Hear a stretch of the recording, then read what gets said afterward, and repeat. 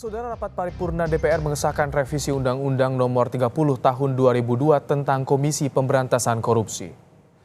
Ada 7 poin dari revisi undang-undang yang disahkan DPR setelah melakukan pembahasan dengan pemerintah. Pembahasan revisi Undang-Undang KPK hingga disahkan hanya membutuhkan waktu 13 hari sejak usul inisiatif DPR disampaikan.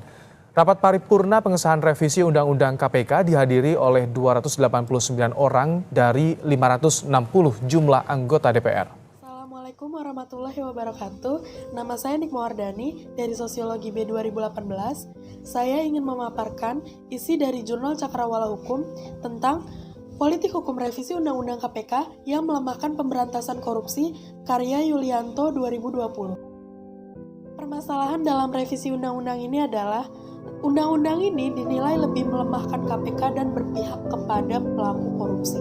Ketentuan-ketentuan revisi Undang-Undang KPK justru keluar dari tujuan mulianya, yaitu sebagai politik hukum untuk memperkuat pemberantasan korupsi di Indonesia. KPK yang seharusnya diperkuat dengan menghadirkan revisi-revisi undang-undang yang berpihak pada perbaikan kinerja, tapi malah dilemahkan dan lebih memihak kepada pelaku korupsi. Visi Undang-Undang KPK ini bermula dari berakhirnya masa jabatan DPR RI pada periode tahun 2014 sampai 2019. Di akhir masa pemerintahan Presiden Joko Widodo, di periode pertama ini, publik dikejutkan dengan manuver dan kerja legislasi yang super cepat, yaitu adanya revisi Undang-Undang KPK nomor 30 tahun 2002. Prioritas pemberantasan tindak pidana korupsi merupakan amanat terpenting gerakan reformasi pada saat menumbangkan rezim Orde Baru yang syarat akan korupsi, kolusi, dan nepotisme. Amanat gerakan reformasi tahun 1998 sangat mendambakan adanya negara yang bebas dari korupsi, kolusi, dan nepotisme yang dituangkan dalam TAP MPR nomor 11 tahun 1998 tentang penyelenggaraan negara yang bersih dan bebas dari korupsi, kolusi, dan nepotisme. TAP MPR tersebut masih berlaku hingga saat ini dan dijadikan sebagai dasar mengingat dalam pembentukan Undang-Undang Nomor 31 Tahun 1999 tentang pemberantasan tindak pidana korupsi. Kebijakan legislasi dalam revisi undang-undang tersebut menjadi polemik dan menimbulkan gejolak dari berbagai pihak.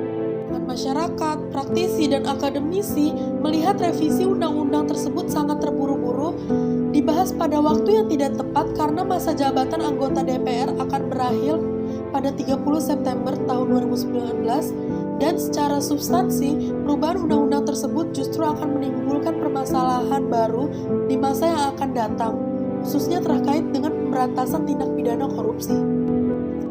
Itulah kemudian publik menilai bahwa revisi undang-undang ini justru malah memperlihatkan politik hukum yang jauh dari tekad memerangi tindak pidana korupsi dan terasa melemahkan kedudukan dan kewenangan Komisi Pemberantasan Korupsi. Komisi Pemberantasan Korupsi ini sendiri adalah lembaga negara bantu yang dibentuk sebagai kehendak bersama untuk menuntaskan agenda reformasi yang menginginkan adanya lembaga yang mampu melakukan pemberantasan korupsi dengan efektif dan efisien di luar lembaga penegak hukum lainnya yang selama ini dianggap terlalu lambat atau bahkan dikatakan sebagai gagal dalam melakukan pemberantasan tindak pidana korupsi.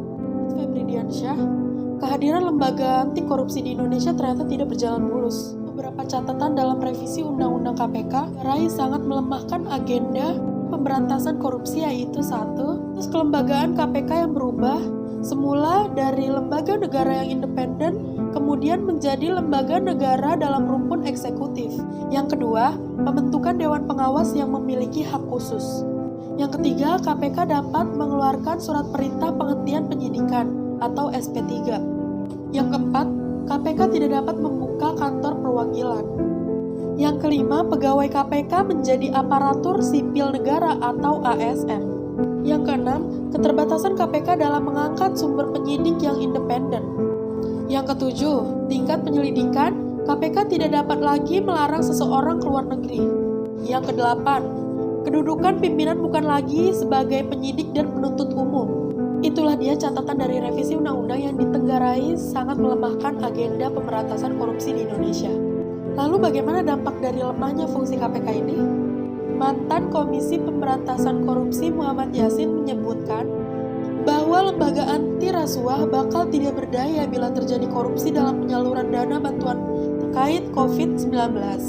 Pasalnya, KPK saat ini terlalu prosedural dalam melakukan penegakan hukum, seperti yang diatur dalam Undang-Undang Nomor 19 Tahun 2019 tentang perubahan kedua atas Undang-Undang Nomor 30 Tahun 2002 tentang Komisi Pemberantasan Tindak Pidana Korupsi. Padahal sebelum adanya revisi Undang-Undang KPK, setiap penanganan kasus korupsi di KPK tidak harus melaksanakan prosedural khusus, seperti halnya melapor dan berkonsultasi dengan Presiden. Lalu akhirnya bagaimana? Sampai saat ini penyelidikan masih terus dilakukan oleh KPK.